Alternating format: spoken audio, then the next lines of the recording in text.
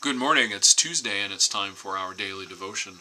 This morning's text brings us to Genesis chapter 18, the first 15 verses, looking at three visitors appearing to Abraham and Sarah. Now, this is about 24, 25 years after God chose Abram and Sarai to begin the beginning of a called out special people of God that God could instruct and relate with, so that they could then show the earth what God is looking for in the original plan.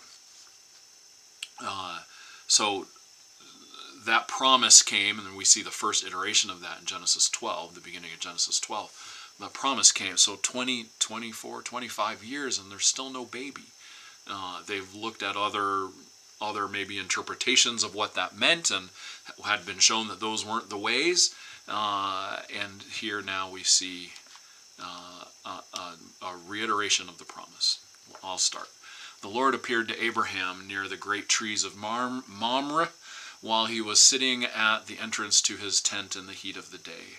Abraham looked up and saw three men standing nearby. When he saw them, he hurried from the entrance of his tent to meet them and bowed low to the ground. He said, "If I have found favor in your eyes, my Lord, do not pass your servant by. Let a little water be brought, and then you may all wash your feet and rest under this tree. Let me get you something to eat so you can be refreshed and then go on your way, now that you have come to your servant." "Very well," they answered, "do as you say." So Abraham hurried into the tent to Sarah. "Quick," he said, "get 3 seahs of the finest flour and knead it and bake some bread." Then he ran to the herd and selected a choice tender calf and gave it to a servant who hurried to prepare it. How do you hurry to prepare a whole calf? Then he brought some curds and milk and the calf that had been prepared and set these before them. Wow, look at that. While they ate, he stood them near or under a tree. Can you imagine, like the text, like the calf was, like they had a microwave for calves. And it was, took 20 minutes. Well, I mean, this was an all-day deal, right? It's interesting the way the story goes. "Where is your wife Sarah?" they asked him. "There, in the tent," he said. Then one of them said, "I will surely return to you about this time next year, and Sarah, your wife, will have a son." Now Sarah was listening at the entrance to the tent which was behind him. Abraham and Sarah were already very old, and Sarah was past the age of childbearing. So Sarah laughed to herself as she thought, "After I am worn out and my Lord is old, will I now have this pleasure?" Then the Lord said to Abraham, "Why did Sarah laugh and say, 'Will I really have a child now that I am old?' Is anything too hard for the Lord? I will return to you at the appointed time next year, and Sarah will have a son." Sarah was afraid, so she lied and said, "I did not laugh." And he said, "Yes, you did laugh." End scene. That's an interesting story. And a very human picture, right? Like, we like to think of all the people in the Bible that at least are painted in a positive light, that, like they're walking around with halos on their head. But this seems very human, a very human story.